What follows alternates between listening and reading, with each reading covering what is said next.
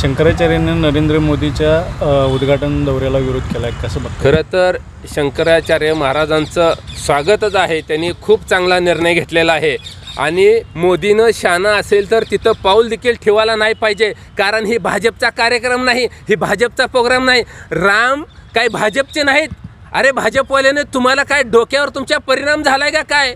किती लाजा घाण ठेवल्यासारखं तुम्ही वागताय. अरे ही शंकराचार्यासारख्या माणसाकडून त्यांच्या हातून पूजा केली पाहिजे, तुमच्या हातून होणे.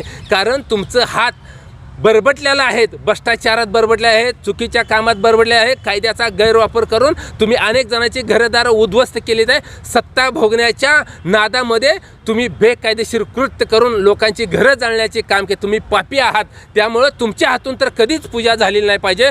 कृपया आहे की सर्वच महंतांनी, महाराजांनी, शुक्राचार्याने उठून बसलं पाहिजे. या मोदीच्या विरोधात, भाजपवाल्याच्या विरोधात यांनी आवाज उठवला पाहिजे आणि मोदीला येण्यापासून रोखलं पाहिजे.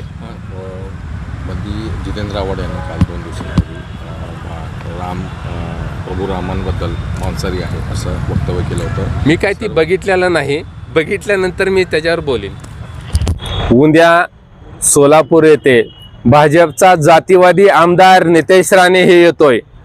खरं तर या नितेश राणेला हिंदुत्वाचा पुळका कधीपासून आला हे सगळ्यात मोठा प्रश्न आहे. अहो, ह्याच नितेश राणेंनी अनेक हिंदूंच्या नेत्यांना शिव्या घालण्याचं काम केलंय. RSNला हाफ चड्डीवाले म्हणून किती वेळा शिव्या घातल्या. आणि या नितेश राणेला कधीपासून हिंदुत्वाचा पुळका आला हे हिंदुत्व जनजागृतीसाठी येतोय सोलापूरला. मला आपल्या माध्यमातून इथल्या कमिशनरला सांगायचं आहे की तात्काळ या सभेचे परवानगी रद्द करा.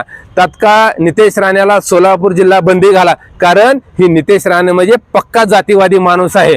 उद्या येऊन ही या सोलापूर जिल्ह्यातल्या युवकांचे डोके भडकावून जातीय तेढ निर्माण करेल, जातीय दंगल घडवण्याचं काम ही माणूस करेल. त्याच्यामुळे सुव्यवस्था सोलापूर जिल्ह्यातील अबाधित ठेवण्यासाठी या नितेश राणेला तात्काळ जिल्हा बंदी करा.